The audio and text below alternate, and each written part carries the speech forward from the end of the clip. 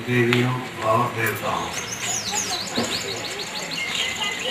धर्म और अंधविश्वास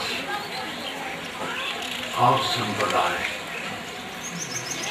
इन सब के भेद को समझना चाहिए। धर्म अलग है, संप्रदाय अलग है और अंधविश्वास की बात अलग है। अंधविश्वास जंगली युग की देन है और आज के विज्ञान युग में वैज्ञानिक जामा पहन करके प्रस्तुत है। टीवी से अंधविश्वास का खूब प्रचार किया जा रहा है। मैं टीवी नहीं देख पाता हूँ, लोग जो देखते हैं बताते हैं, समझदार लोग, कि टीवी वाले ऐसा प्रसारण खूब करते, उनको पैसा चाहिए, संसार जो है भाड़ में जाए, पैसा चाहिए उनको। सरकार है, वो शराबबंदी, नशाबंदी का भी अभियान चलवाएगी। नशाबंदी होनी चाहिए और शराब का खूब ठेका देगी। आजकल देखिए गली गली में देशी शराब की दुकान, अंग्रेजी शराब की दुकान। आपका ध्यान किधर है? मधुशाला इधर है। बड़े आकर्षक बोर्ड लगे रहते हैं। गुड़ाखू का उत्पादन सरकार ने ही स्वीकार किया है। केवल विनाश का साधन है। जो गुटखा, जितने प्रकार के तंबाकू हैं, तो सरकार तो ऐसी चीज है, सदा ये गोल मोल रही और सदा रहेगी। हमें अपने को संभालने की आवश्यकता है। मीडिया को पैसा चाहिए, चाहे जो कुछ प्रचार करो, पैसा ज्यादा मिले तो उसको कम करे। पैसा वाले जो पैसा कमाने के चक्कर में हैं, वो कोई होश हवस नहीं। इसी प्रकार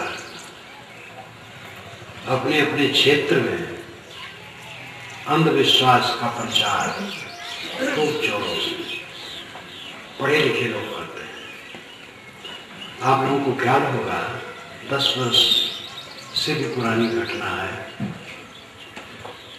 गणेश जी दूध पी लिए थे, पूरी दुनिया के गणेश दूध पी लिए थे।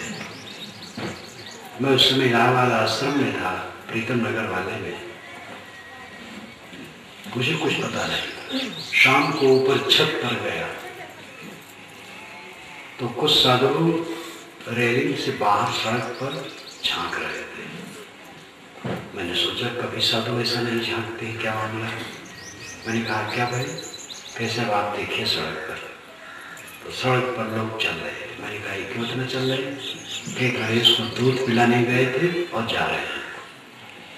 अच्छा, फिर दूसरे दिन अखबार में छपा हुआ पढ़ करके लोग बताए, पढ़े जो कि DIG, IG, डॉक्टर, प्रोफेसर, जज, वकील, ये सब की लाइन लगी थी गणेश को दूध पिलाने।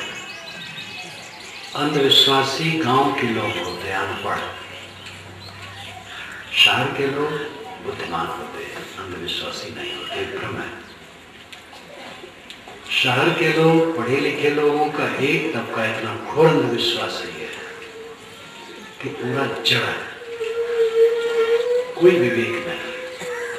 वकील को अदालत का ज्ञान है, जज को विधि का ज्ञान है, डॉक्टर को डॉक्टरी का ज्ञान है, चिकित्सा का ज्ञान है, किंतु वस्तु बोध नहीं। गणेश जी पत्थर की मूर्ति दूध कैसे पी? अगर भक्त लोग गणेश जी को दूध पिलाते रहना चाहिए था 2-4 महीने। गणेश जी घूमने फिरने लगते, स्वस्थ हो जाते, लेकिन एक ही दिन में श्रद्धा समाप्त हो गई। एक इंजीनियर ने मुझसे कहा, एक मंदिर में, वो विशाल मंदिर है गुजरात में, अक्षरधाम, तो वहाँ के भक्तों ने मुझे दिखाने के लिए एक इंजीनियर को बुलाया जो उसी समाज का था, तो अहमदाबाद से हो गया। तो भीड़ बहुत थी, लेकिन वो हमें शॉर्टकट रूप में ले जाता था, सब हमारे पूरे साधुओं को सब में ले जाता था, दिखाता था। एक मूर्ति को कहा, भगवान ये मूर्ति ये दूध पी रही है। मैंने कहा आप इंजीनियर हैं, कुछ तो पदार्थ बोध होना चाहिए। तो लज्जित हो गए। अपनी झूठाई का प्रचार करना है। एक कलेक्टर ने लिखा कि मैं अयोध्या गया था, एक पंडा यहाँ टिका, सुबह स्नान करने गया सरजू में, तो ज्यादा पानी चला गया, तो डूबने लगा। मेरे गुरुजी तुरंत आकर उठा लिए और कम पानी में लाके खड़ा कर दी, फिर गायब हो गई। उस समय मेरे गुरुजी दिल्ली में थे, लेकिन वो अचानक आ गए और उठा करके उधर कर दिए और फिर लुप्त हो गए। फिर मैं जब पंडा यहाँ निवास पर गया तो गुरुजी सामने प्रत्यक्ष हो गए, कहे ऐसी गुस्ताखी करते हो, इतने पानी में जाना चाहिए। मुझे तकलीफ हुई, दिल्ली से आना पड़ा तुम्हें बचाने के लिए, फिर लुप्त हो गए। ये बात अंग्रेजी की पत्रिका में उसका कलेक्टर ने लिखा। तो उसके एक मित्र ने पूछा क्या ये सच घटना है? अरे कहे यार ये कहीं सच होता है? हमारे गुरुजी को अमेरिका जाना था, तो जरा अंग्रेजी पत्रिका में ऐसा ऐसा कुछ कर दिया जिससे वो पत्रिका अमेरिका भेजा जाए और वहाँ के लोग समझें कि बाबा बहुत सिद्ध है। ये कलेक्टर की बात है। विज्ञान का दुरुपयोग अंधविश्वास प्रचार करने में खूब फायदा किया जा रहा है। एक रेलवे के बड़े अधिकारी ने मुझसे कहा, आसाम में वो रहता था, मेरे विचार सुना, कहीं पढ़ा मेरी पुस्तकें, तो कलकत्ता में था, वहाँ आया, वहाँ रेलवे विभाग में आया था, कुछ जांच पड़ताल में या कैसे भी, रेलवे का बड़ा अधिकारी था।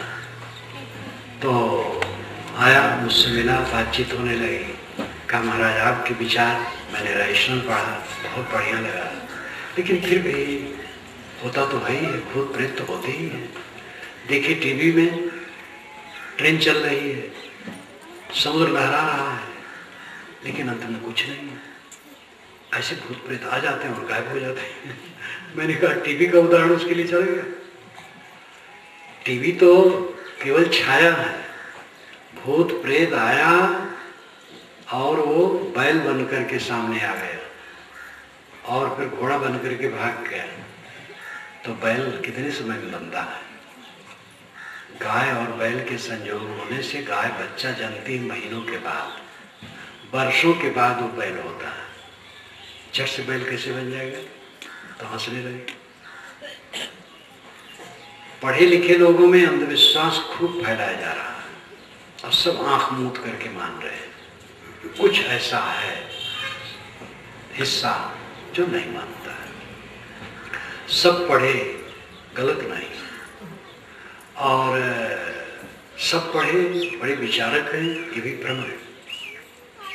तो गांव में हो चाहे शहर में हो, बड़े बड़े गुरघंटाल जो प्रसिद्ध हैं, वह शहरी धनियों को, पढ़े लिखे लोगों को, नेताओं को फंसाते हैं और वही उनका प्रचार करते हैं। ऐसे गुरनामधारी हैं जो भगवान के अवतार बने घूमते हैं। और वे जब उनसे पत्रकारों ने पूछा कि देश में कई गड़बड़ियां हैं, उस पर आप क्यों नहीं ध्यान देते जब अवतार है? तो कहे मैं अगर ऐसा करूं तो सब आलसी बन जाएंगे, मेरा काम है थोड़े। उनका काम है शिक्षित अशिक्षितों को बेवकूफ बनाना। चमत्कार जितना है सब का सब झूठ है। बाबा हाथ उठाए और हिलाए और घड़ी आ गई। घड़ी कैसे बनती है? घड़ी बनने में बड़ी प्रक्रिया लगती है। हाथ हिलाने से घड़ी नहीं बनती है, मिठाई नहीं बनती है। भैंसे से वेद मंत्र बोला दिए, चौकी से कहा चल, चौकी चल पड़ी, दीवार से कहा दीवार चल पड़ी। 4 किलो चावल में भात बना, हजारों लोग खाए, 1 हंडा भात बच गया।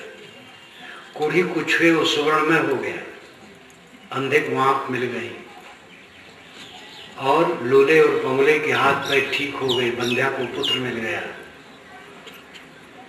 ये सब छोटी छोटी बातें धर्म वाले प्रचार करते हैं, धर्म का नाम है।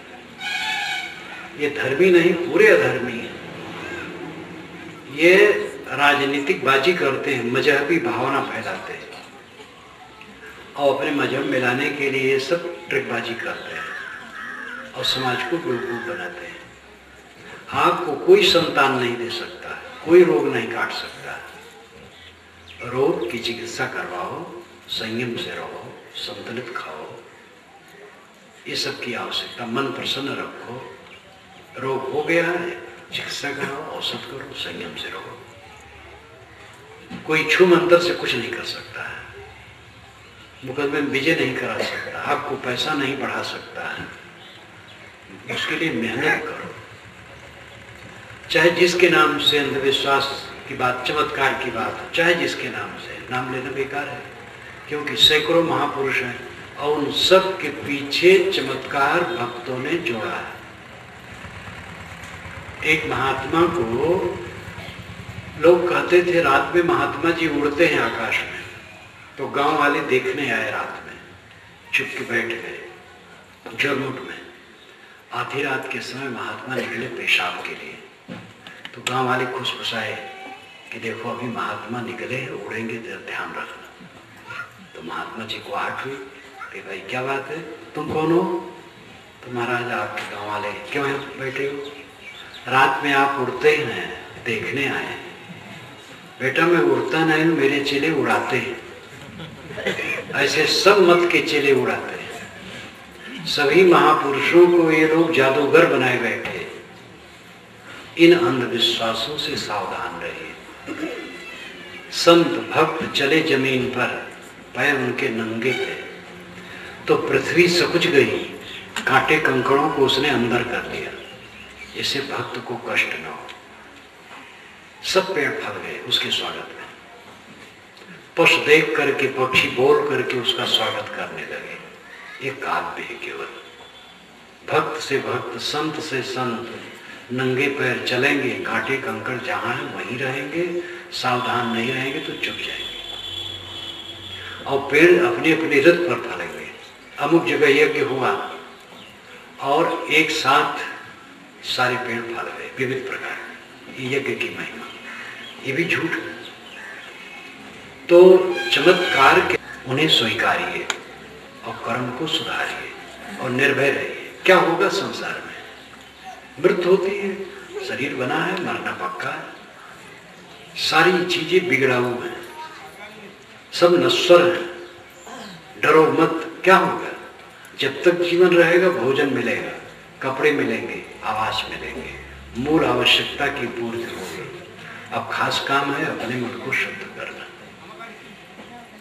घबराओ मत, डरो मत। एक चपरासी था 22 बरस का, स्कूल का चपरासी, वो मर गया। बड़ा सज्जन था, गांव में हाहाकार मच गया उसके मरने से। बड़ा प्रिय था वो। छोटा बच्चा था, महीने 2 महीने का उसका, और पत्नी थी बस। तो सरकार ने उसकी पत्नी को चपरासी का पद दे दिया, गुजर बसर का रास्ता निकला है। और बच्चे को, बच्चा पढ़ने लगा जब थोड़ा बड़ा हुआ, बहुत मेधावी बच्चा निकला। तो गांव के मुखिया ने माँ से बच्चे को मांग लिया और कहा मैं इसको खूब पढ़ा दूं, फिर तुम्हें दे दूंगा। तो शहर में भेज दिया। बच्चा पढ़ा, वो कलेक्टर हुआ। कितनी कच्ची उम्र में पिता मर गया था, लगता था घर लुप्त हो जाएगा। लेकिन पिता रहता तो शायद अपने पुत्र को इतना न पढ़ा पाता कि वो कलेक्टर हो सके। अब कलेक्टर हो गया। हम और आपके नाते दुनिया नहीं चल रही है। दुनिया सदा से चलती है, सदा चलती है, चालित यंत्र है। हम लोग नाहक भ्रम में हैं कि हम नहीं रहेंगे, दुनिया डूब जाएगी। एक चूहा आगे दौड़ रहा था, बैलगाड़ी पीछे चल रही थी। चूहा को भ्रम हुआ इस बैलगाड़ी को मैं खींच रहा हूँ, तभी तो मेरे पीछे पीछे चल रही है। तो बाएं वो घूम गया और गाड़ी आगे निकल गई। तब लगा मैं नहीं खींच रहा। हम लोग चूहे की तरह मूर्ख, हम समझते हम खींच रहे हैं दुनिया को। अरे दुनिया पहले से है, आगे भी रहेगी, हम इसमें कुछ नहीं है।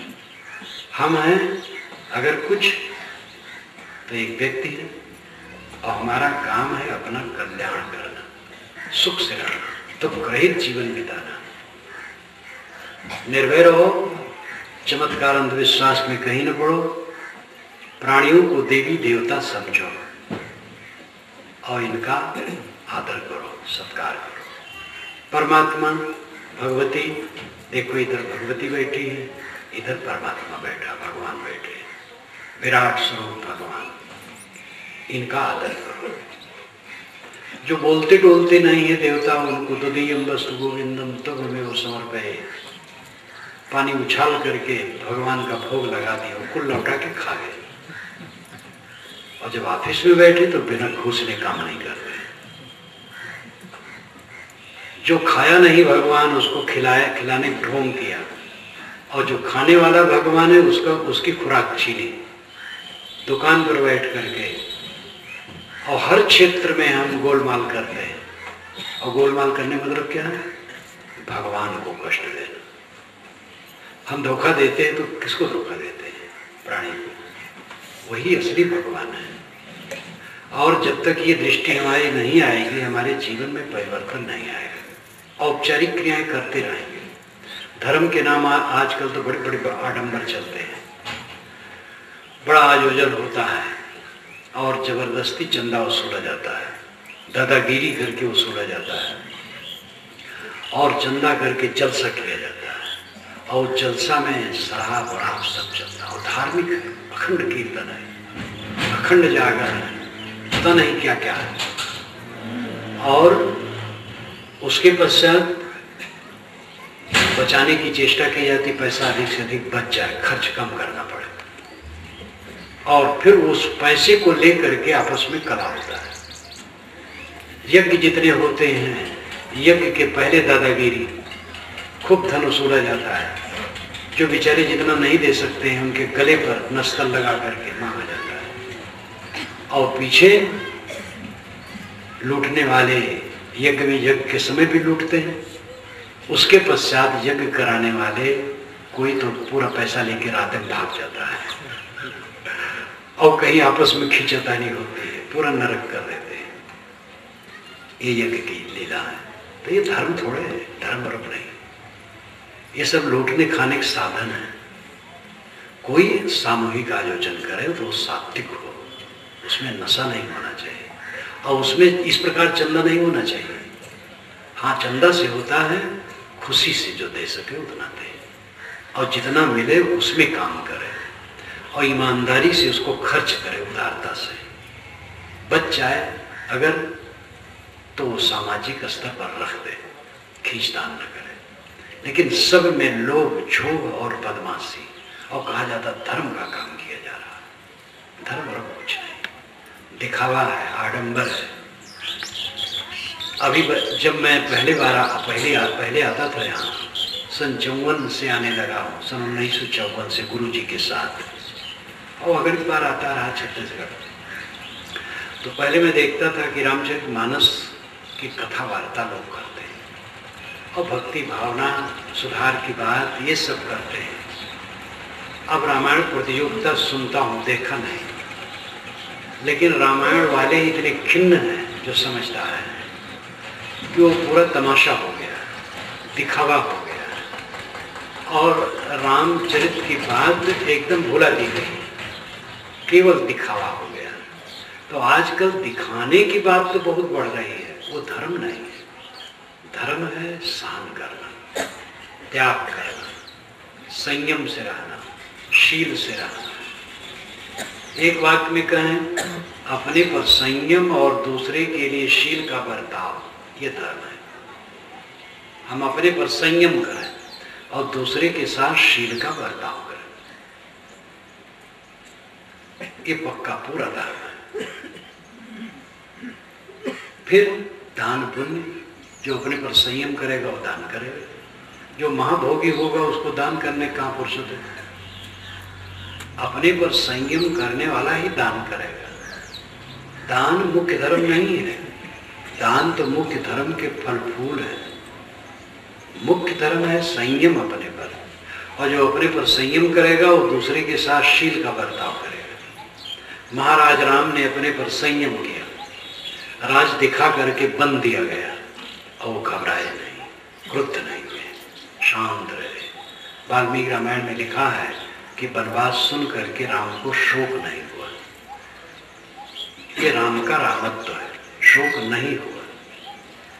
जो भक्त लोग कथा करते हैं कि राम तो लीला कर रहे थे, सब नाटक कर रहे थे जानबूझ करके, वो तो परब्रह्म परमात्मा थे और सब लीला कर रहे थे, वो सच थोड़े था।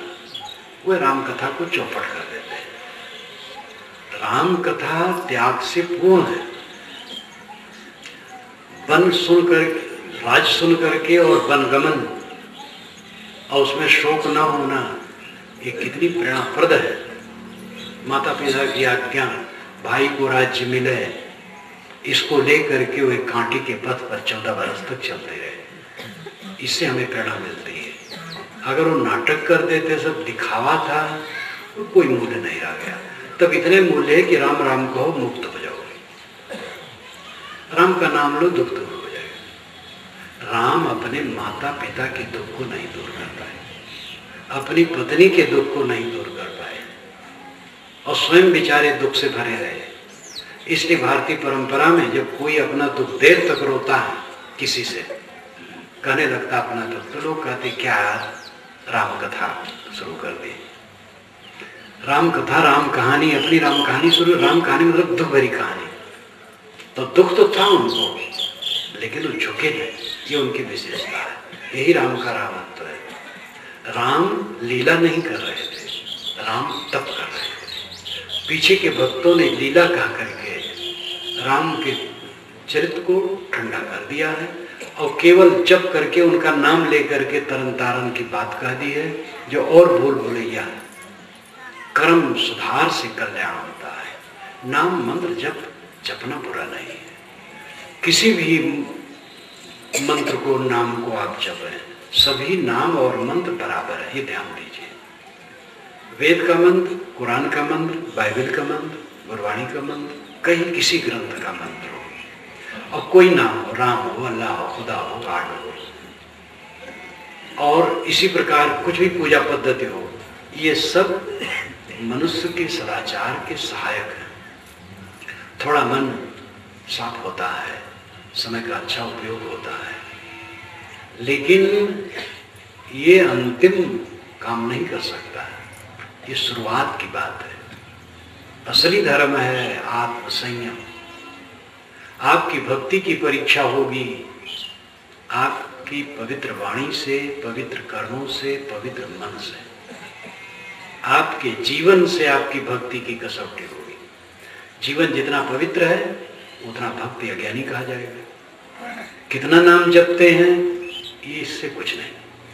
एक पंडित ने मुझसे कहा कि अयोध्या में मैंने प्रवचन में सुना कि 27 करोड़ राम नाम जब कोई कर ले तो मुक्त हो जाएगा। तो मैं जपने लग गया, 25 करोड़ जप डाला, कोई फर्क नहीं पड़ा तो छोड़ दिया।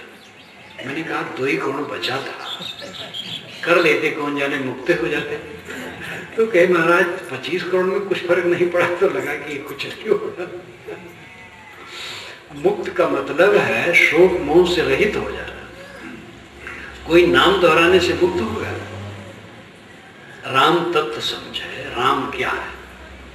कभी साहब का ये प्रसिद्ध पद आप कहीं सुने हो तो सुने हो, पंडित बात बदेसो झूठा, राम के कहे जगत गत पावे, खान कहे मुख मीठा, भोजन कहे भूख जो भाजे, जल कहे दशा बुझाई, पावक कहे पाव डोजा जो डाहे तो दुनिया तर जाई, नर के संग सुआ हरि बोले हरि प्रताप न जाने, जो कभी उड़ जाए जंगल में तो हरि सुरत न आने, बिन देखे बिन अरस परस बिन नाम लिए का होई, धन के कहे धनिक जो होए, निर्धन रहे न कोई। सांची प्रीत विषय माया, सो हरि भक्तन की फांसी। काहे कबीर ग्राम बजे बिन, बांधे जमपुर जासी। तो साहब कहते हैं पंडित, जो तुम बात बदलते हो कि राम राम कहने से मोक्ष होगा, ये झूठी बात है। कभी साहब तो सीधा कहते थे, कोई लीप पोत नहीं करते थे। पंडित बात बदले से झूठा। फिर उदाहरण देते हैं, राम राम कहने से अगर मोक्ष हो जाए तो खान खान कहने से मुख मीठा होगा, और आग आग कहने से पैर गर्म, और पानी पानी कहने से प्यास बुझ जाएगी, और भोजन भोजन कहने से भूख दूर हो जाएगा, और धन धन कहने से आदमी धनी हो जाएगा, और ऐसा होता नहीं है। तब साहब कहते, सांची प्रीत विषय माया, सो हरि भक्तन की फांसी। हरि भक्तों की फांसी है कि उनको सच्ची प्रीत विषय माया से, राम भजन है विषय माया का त्याग। मन में एक क्षण में राम रहे या काम रहे। काम एक काम धंधा है तो ठीक है, लेकिन मनोविकार वो दुखदाई है। मनोविकार है तो राम की स्थिति नहीं होगी, राम है तो मनोविकार नहीं होगा। तो साहब कहते हैं कि राम भजन का अर्थ है जीवन की निर्मलता।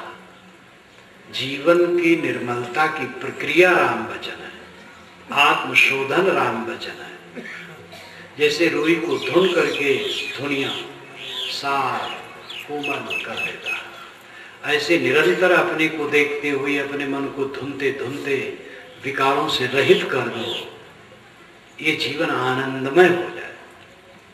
लोग कल्पना करते खूब धन होगा तो आनंद होगा, खूब धन से आनंद नहीं होता है। धन की जरूरत है, वो थोड़े की आवश्यकता है, इससे गुजर बसर हो।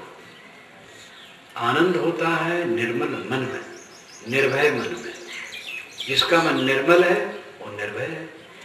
क्या बिगड़ेगा? बिगड़ने वाली चीज रुक नहीं सकती है, वो बिगड़ के रहेगी। जितने मनुष्य आज हैं 100 वर्ष के बाद कोई रहेंगे? सब के सब रेत हो जाएंगे, उसके पहले ही हो जाएंगे। कौन रहेगा? जिनके हंगामों से थे आबाद वीराने कभी, शहर उनके मिट गए, आबादियां बन हो गई। जिनकी गामा गामी से बन शहर हो गया था, उनकी आबादियां मिट गई। तो इस संसार में जो विवेक से रहता है, जिसका मन स्वच्छ है, आत्मज्ञान में लीन है, वो निर्भय होता है। क्या बिगड़ेगा? हमारा कुछ बिगड़ने वाला नहीं है। जो बिगड़ने वाला वो हमारा नहीं है। शरीर हमारा नहीं, शरीर बनावटी चीज है, और आज दिन बिगड़ रहा है, बिगड़ के रहेगा। लेकिन मेरा अपना अस्तित्व कभी बिगड़ने वाला नहीं। मेरा अस्तित्व आत्मा जो अजर अमर है, अखंड है, और उसमें कोई दुख तकलीफ नहीं है। सारा दुख अविवेक का फल है, मोह का फल है, आसक्ति का फल है। धर्म का तत्व संयम और शील है जो सार्वभौमिक है। और संप्रदाय का तत्व वो कोई देवता मानना, अमुक प्रकार का ईश्वर मानना, अमुक प्रकार की किताब मानना, अमुक प्रकार की पूजा करना, ये संप्रदाय है। इस्लाम धर्म नहीं है, इस्लाम मजहब है। ईसाइयत धर्म नहीं है, ईसाइयत मजहब है। बुद्धत्व धर्म नहीं है, मजहब है। जैनत्व मजहब है। हिंदू समाज है, वो मजहब नहीं है। हिंदू में अनेक संप्रदाय हैं, अनेक मजहब कह सकते हो। हिंदू एक सागर जैसा है, समाज है। इस्लाम 1400 वर्षों से है। ईसाइयत 2000 वर्षों से है। बुद्धत्व 2500 वर्षों से है। जैनत्व इससे थोड़ा पुराना है। हिंदू शब्द 2500 वर्षों से है। हिंदू कौन, मेरी एक पुस्तक में पढ़ के आप देख सकते हैं। लेकिन धर्म तो सनातन है, सदा रहा है। आप एक विमान पर बैठ करके आकाश में उड़ जाइए और किसी एक लोक में पहुंच जाइए जहां मनुष्य हो और सुसभ्य हो, तो धर्म वहां भी होगा। लेकिन इस पृथ्वी का कोई भी मजहब वहां नहीं होगा। न वहां कुरान होगा, न वेद, न बाइबिल, न जिंदा बेचता, न और कोई, न वहाँ राम रहीम का पता होगा, न हनुमान जी का, न दुर्गा मैया का, न संतोषी मैया का, कुछ वहाँ पता नहीं होगा। वहाँ अपने ढंग से कुछ होगा। लेकिन संयम और शील का महत्व वहां भी होगा। अगर वो सुसभ्य हैं तो ये समझेंगे कि अपने पर संयम और दूसरे के लिए शील का व्यवहार, प्रेम का व्यवहार करना चाहिए। यही धर्म का तत्व है। धर्म हुआ है जो सर्वव्यापक हो, सार्वदेशिक और सार्वकालिक हो।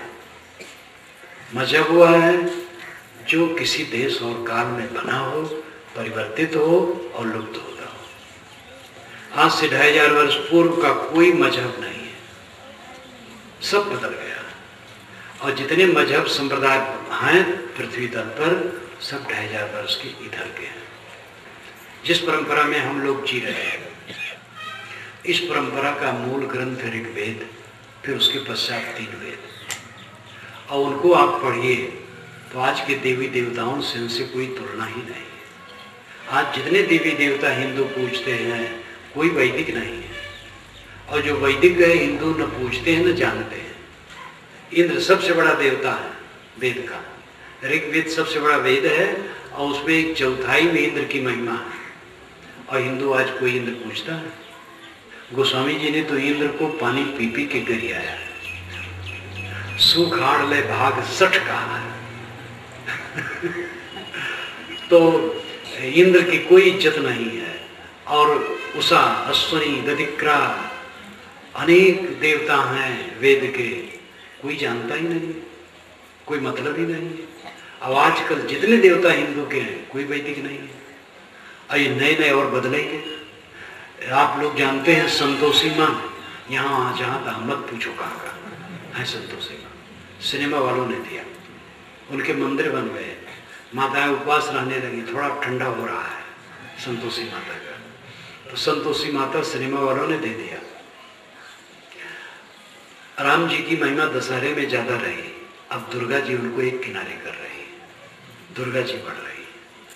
आदमी है जिसको हवा दे दे वही बढ़ जाता है। सारे देवी देवताओं का सृजन इंसान ने किया, इसलिए इंसान से बड़ा देवी देवता कोई नहीं। सारे ईश्वरों की कल्पना आपने की है, इसलिए आपसे बड़ा कोई ईश्वर नहीं। आप पर छिन्न अंश नहीं है। जीव अंश है कहना बिल्कुल गलत है। जीव किसी का अंश नहीं है।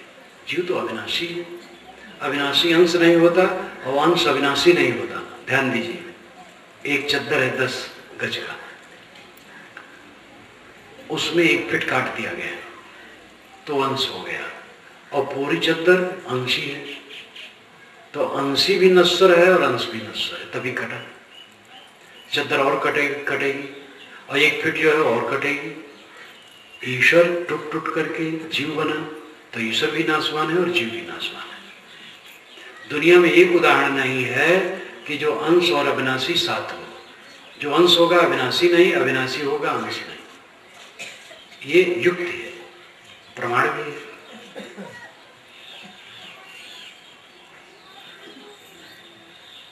न जायते मृत्यु वा विपश्चित नायम कुतश्चित न बभूव कश्चित अजो नित्य शास्त्रों पुराणों न नित्य निमाने शरीर। ये उपनिषद में आता है। यहीं से कुछ बदल करके गीता में रख लिया गया है। न जायते मृत्यु वा विपश्चित, विपश्चित कहते बुद्धिमान पंडित को, लेकिन यहाँ विपश्चित का अर्थ है ज्ञानवान आत्मा। ये ज्ञानवान आत्मा न जायते व मृत्यते, ये जन्मता और मरता नहीं है।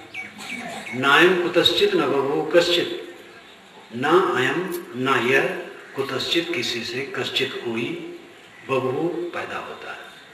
कुतश्चित कश्चित न बभूव, इस पर ध्यान दीजिए। कुतश्चित किसी से, कश्चित कोई, न बभूव नहीं पैदा होता है, क्योंकि अजो नित्य शास्त्र पुराण, यह जन्मा है, नित्य है, शाश्वत है, पुराण है। न नित्य अन्य माने शरीर है, शरीर के नाश होने से इसका नाश नहीं होता है। तो आत्मा अमर है, वो किसी का अंश नहीं है। ईश्वर अंश जीव विनाशी एक संप्रदाय की मान्यता है, सबकी नहीं। वैष्णव में भी जो इस संप्रदाय को नहीं मानते, इसको नहीं मानते। वैष्णव में विशिष्टाद्वैत मतवादी इसको मानते, द्वैतवादी नहीं मान रहे। स्वामी दयानंद भी नहीं इसको मानेंगे। तो जीव ईश्वर का अंश है, ये एक मत की धारणा है। जीव अविनाशी है, वो किसी का अंश नहीं है। आप किसी के अंश नहीं हैं, आप प्रतिबिंब नहीं हैं, परछिन्न नहीं हैं, तुच्छ नहीं हैं, आप महान हैं। आप तुच्छ हैं तो महान कौन है?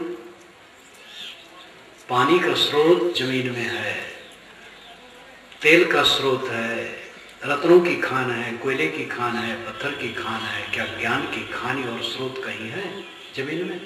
वो मनुष्य है। सारा ज्ञान विज्ञान किसने दिया है? मनुष्य ने दिया है। सारे शास्त्रों की रचना मनुष्य ने की है, सारी ईश्वरों की कल्पना मनुष्य ने की है, सारी देवताओं का सृजन मनुष्य ने किया है। ऐसा महान मनुष्य वो गिड़गिड़ा रहा, उसकी कीमत पत्थर इतनी भी नहीं है, पेड़ इतनी भी नहीं, पौधे इतनी भी नहीं है। पेड़ के सामने हाथ जोड़े गिड़गिड़ा रहा है, पेड़ बेचारा क्या उत्तर दे? पत्थर के पिंडी के सामने वो नाक रगड़ रहा है, अपने आप का होश नहीं, ज्ञान नहीं। वैदिक ऋषियों ने ऐसा नहीं किया। श्रुति आप देखिए उपनिषदों को तो आत्मा के विषय में जोड़ देते हैं। याज्ञवल्क्य जी बृहदारण्यक में कहते हैं, जो अपने को ब्रह्म नहीं समझता है, देवों की उपासना करता हो, देवताओं का पशु, और कोई देवता नहीं चाहता हमारा कोई पशु बाहर जाए, कोई अपने को समझने में ब्रह्म हो। बड़ा परिहास किया देवताओं ने। तो आप सामान्य नहीं, इसीलिए ऋषियों ने कहा आप ब्रह्म है, महान है। कबीर साहब ने कहा नर नारायण रूप है तू जन जाने दे। अपने को समझो, अपनी महानता को समझो। हम क्यों नीच हो गए? हल्की अपनी चाल। हंसा तू तो सबल था, हल्की अपनी चाल। रंग कुरंगे रंगिया किया और लगवार। अय हंस, अय चैतन्य, तो सबल था और है, लेकिन अपनी चाल से हल्का हो गया, कमजोर हो गया। आसक्ति सबसे बड़ी दुर्बलता है। रंग कुरंगे रंगिया, कुरंग रंग में रंग गया, किया और लगवाया। तो मान लिया कि तो तेरा कोई दूसरा पति है। अरे तू सबका पति है, सारे देवताओं और ईश्वरों का सृजन करने वाला तू है, और तू अपने को तुच्छ मानता है। जग जा, भ्रांतियों को छोड़, मोह को छोड़, अज्ञान को छोड़। बीड़ी पीता है, सिगरेट पीता, तंबाकू खाता, गुटखा खाता है, तो महान है, श्रेष्ठ है। गंदी चीजें क्यों खाता है? थरिया भर भात खाया, संतोष नहीं हुआ, तो थरिया भात खाने के बाद तो एक चुटकी तंबाकू मुंह में दबा दिया। क्या समझता है अपने को? समझ अपने को, दिव्य हो जा, आचरण को पवित्र कर, कर्मों को सुधार, जागो। संप्रदाय बनते हैं, बदलते हैं, लुप्त होते हैं। धर्म बनता नहीं है, बदलता नहीं है, लुप्त नहीं होता। धर्म सनातन है।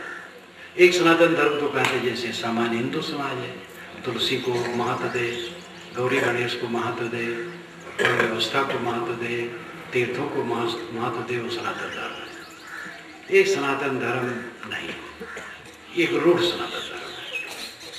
ये सबका वर्णन तो वेदों में नहीं है, तीर्थ वेद में है ही नहीं है। और ये सब सनातन धर्म है जो सब जगह हो। ईसाई नकार न सके, मुसलमान नकार न सके, दूसरे लोक में कोई मनुष्य रहते हो नकार न सके, वो सनातन धर्म है। वो है संयम और शील, अपने पर कंट्रोल और दूसरे के साथ सहानुभूति का बर्ताव, अपने पर कड़ा और दूसरे पर नरम। अपने को क्षमा न करो, अपनी गलती क्षमा न करो, दंडित करो, अपने को सुधारो, और दूसरे से गलती हो जाए तो नम्रता से उसका सहयोग करो, सुधारने की चेष्टा करो। ये धर्म है। ये धर्म की बड़ी जरूरत है। आजकल धन बढ़ गया है, ऐश्वर्य बढ़ गया है, भोग वस्तुएं बढ़ गई है, यातायात साधन बढ़ गए हैं, संचार साधन बढ़ गए हैं, पूरा संसार इकट्ठा हो गया है, संयम घट गया है। इसलिए दिमागी फितूरेबाजी बढ़ गई है, विक्षिप्तता बढ़ गई है, सनक बढ़ गई है, पागलपन बढ़ गया है, आत्महत्या बढ़ रही है। जब तक आदमी अपने चित्र को न उठाएगा, सावधान न होगा, ये भौतिक बात की बहिया में बहेगा तो अपने का नाश करेगा। इंद्रियों को उत्तेजित करने वाले साधन सर्वत्र फैलते चले जा रहे हैं। अखबारों में जिस प्रकार नग्न चित्र स्त्रियों का दिया जा रहा है, पुराने जमाने में नहीं दिया जाता था। लेकिन कितना निर्लज्ज समाज होता चला जा रहा है। जहां कहीं विज्ञापन है आधी नंगी स्त्री को खड़ा कर देते हैं, और स्त्रियों का भी कपड़ा बदलता चला जा रहा है। पुरुष तो गले से नीचे तक ढके हैं और स्त्री आधा खुली हो गई है। ये सब अपना ही प्रदर्शन करने लग गई है और विनाश का साधन हो गया है। इसलिए स्त्रियों को भी सावधान होना चाहिए, मर्यादा से रहना चाहिए, अंग प्रदर्शन करने की चेष्टा नहीं होनी चाहिए, संयम से रहना। स्त्रियां पर पुरुष का स्पर्श भी न करें, पर पुरुष के स्पर्श का संकल्प भी न करें। जितने हैं पर पुरुष अपने पद के अलावा कोई का भी ना स्पर्श। साधु गुरु की दूर से दंड प्रणाम कर लो, पैर छूने की आवश्यकता नहीं। पर पुरुष का किसी का स्पर्श नहीं करना है, और पुरुष पर स्त्री का स्पर्श न करे, और साधु किसी स्त्री का स्पर्श न करे। संयम से रहे, मर्यादा का पालन करे। चरित्र उठेगा तो अंदर से आत्मा ज्योतित होगी। आत्मा तो ज्योतित है ही है। अंतर ज्योति शब्द एक नारी है और माता की दे पुरारी। कबीर साहब की वाणी शुरू होती है अंतर ज्योति से, वेद की वाणी शुरू होती है अग्नि से, और बुद्ध वाणी शुरू होती है मन से।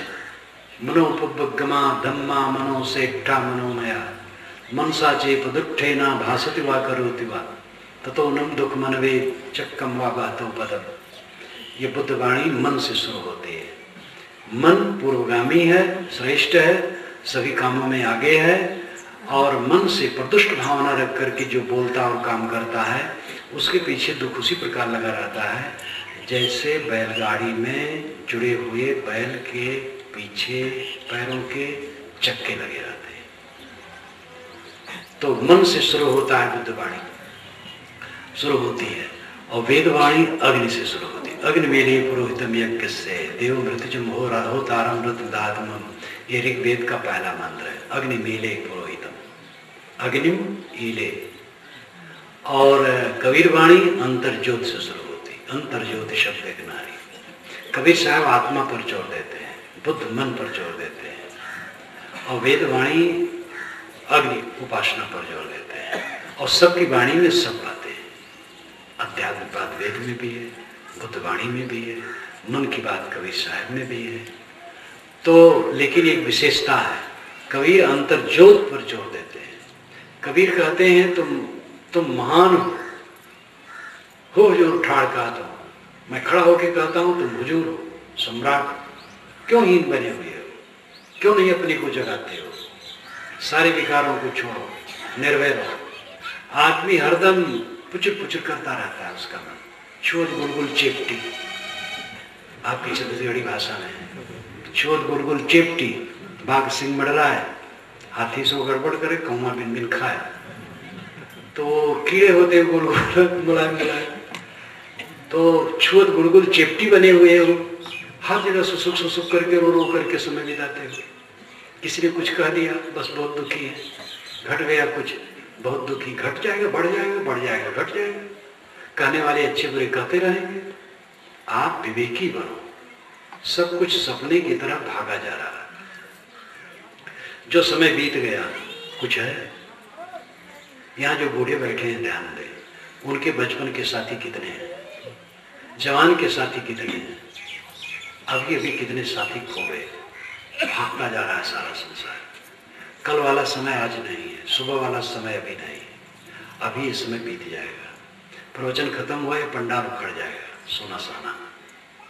तुलसी या धरा को प्रमाण यही, जो भरा सो झरा, जो भरा सो बुदाना। सारा संसार चल बिचल है, इसमें डरते किस बात को? क्या बिगड़ेगा? बिगड़ने वाली वस्तु बिगड़ती, उसको रोक नहीं सकते हैं। आपका आत्मा कभी बिगड़ने वाला नहीं। निर्भय रहो, विवेक में जियो, शांति में जियो, सुख में जियो। संसार की नश्वरता को जो निरंतर देखता है भयभीत नहीं होता है। जो सब कुछ की भी नश्वरता को निरंतर देखता है वो पीड़ित नहीं होता है। वो समझता है सब नाशवान है। दीपावली के समय अवध क्षेत्र की तरफ रस्म इधर है कि नहीं मैं नहीं जानता, हलवाई लोग शक्कर की मिठाई बनाते हैं, केवल शक्कर की रहती है, और उसमें साधु, सिंह, गाय, सिपाही, घोड़ा, हाथी, ये सब बनाते हैं। गाय नहीं बनाते हैं क्योंकि हिंदू गाय को खाना नहीं पसंद करता, तो हाथी घोड़ा बनाते हैं, सिपाही बनाते हैं, साधु बनाते हैं, और बना करके गांव में ले जाते हैं बेचने। तो छोटे छोटे बच्चे खुश होते हैं, और सस्ता रहता है, केवल शक्कर का रहता है। तो हम घोड़ा खाएंगे, कोई कहता हम हाथी खाएंगे, कोई कहा हम साधु खाएंगे, कोई कहा हम सिपाही खाएंगे। तो बच्चे खरीदते हैं, लेकिन वो सब साधु, सिपाही, घोड़े, हाथी कड़ाह में रख करके पानी डाल करके अब आग पर रख दो तो सब चाशनी हो जाएगी। ऐसी सब विचित्रता जो दिखाई देती है, घर, मकान, शरीर, समस्त ऐश्वर्य, काल इसको निरंतर चाशनी बना रहा है, अनादिकाल से बना रहा और अनंत काल तक बनाता रहेगा। इसी चाशनी में से कुछ पिंड निकल आता है और फिर चाशनी में चला जाता है। ये जीव देह धर करके आता है और यहाँ लुप्त होता है, आसक्त होता है, और समय शरीर को समाप्त कर देता है, और जीव इस संसार के मोह के चुंबक से खींच करके फिर आ जाता है, और फिर देह धर के भटकता है। कल्याण चाहे तो यहाँ की आसक्ति छोड़ दे, जिससे हमारे लिए चुंबक न बन सके, हमें खींच न सके, हम निर्भय स्थान को पहुंच जाए आत्मस्थिति में। ये काम करो। तो मैंने कहा था कि जो अंधविश्वास है, चमत्कार है, सारा चमत्कार अंधविश्वास है। भूत प्रेत, जादू टोना, झाड़ फूक, अंग फड़कन से सुबह की कल्पना, दिशाशूल, छूछा घड़ा भरा घड़ा देखने से हान लाभ की कल्पना, सबसे बड़ा अशुभ तेली तेल लेके सामने आ गया। अगर आप किसी काम के लिए चले और तेल लेकर के तेली आ जाए तो विनाश हो गया। जिस समाज ने तिलहन का पता लगाया और तेल निकाला, उसको हमने बदनाम किया। तेल रोज लगाते हैं, वो खाते हैं, वो विनाश नहीं होता है, तेल लेने वाला विनाश कर दे। घोर अंधविश्वास है। अंधविश्वास और चमत्कार ये धर्म नहीं है, ये धर्म को डुबाने वाले हैं। धर्म है संयमशील, अंतिम सब कुछ है। मजहब है संप्रदाय, उस संप्रदाय में धर्म के रास्ते पर चलने के लिए सरलता होती है। एक महापुरुष उपदेश करता है, उसकी छत्र छाया में लाखों हो जाते हैं, तो मजहब संप्रदाय बन जाता है। तो उस मजहब में दीक्षा लेकर के साधना करना बुरा नहीं, लेकिन ये समझना चाहिए कि सारे संप्रदाय मनुष्य के बनाए हैं, सारी पुस्तकें मनुष्य की रचनाएं हैं, सारे महापुरुष मनुष्य हैं। कोई संप्रदाय सत्य का एकाधिकारी ठेकेदार नहीं है। सभी पुस्तकों का आदर करो, सभी महापुरुषों का आदर करो, सभी मजहबों का आदर करो। आवश्यकता है आप जहां रहो अपने को संभालो और सुधारो। संप्रदायों की दादागिरी ये हिंसक है। श्रद्धा के बिना आदमी दो कौड़ी का है, और अधिक श्रद्धा पागलपन है और हिंसा पैदा करती है। अगर हम कबीर साहब के लिए अधिक श्रद्धा करेंगे तो महाराज राम को, महाराज कृष्ण को, तथागत बुद्ध को, अन्य महापुरुषों को नहीं समझेंगे। अगर महाराज राम पर अति श्रद्धा करेंगे तो कृष्ण को नहीं समझ पाएंगे। जहां अति श्रद्धा का पागलपन आया तहां दूसरे महापुरुष को नहीं समझ सकते, और अपने महापुरुष को भी नहीं समझ सकते हैं। वो तो अति श्रद्धा में उनका रूप ही बिगाड़ देते हैं, जो उनकी असलियत है वो छिप जाती है और नकली पर उन पर मंडित हो जाता है। इसलिए श्रद्धा हमारी तरल होनी चाहिए, तभी मनुष्यता आएगी। कबीर पर हम उतनी ही श्रद्धा करें जिससे दूसरे महापुरुषों को भी समझ सकें। राम पर, कृष्ण पर, बुद्ध पर, मोहम्मद पर, ईसा पर उतनी ही श्रद्धा करें जिससे दूसरे महापुरुषों को भी समझ सकें। विवेक की दृष्टि रखकर समता, कबीर साहब ने सभी क्षेत्रों में समता की राय दी है। सार्वभौमिक तत्व को समझो, संकुचित मत बनो। जमीन नित्य है, मेरे सड़कें बनती और मिटती है। धर्म नित्य है, मजहब संप्रदाय बनते और मिटते हैं।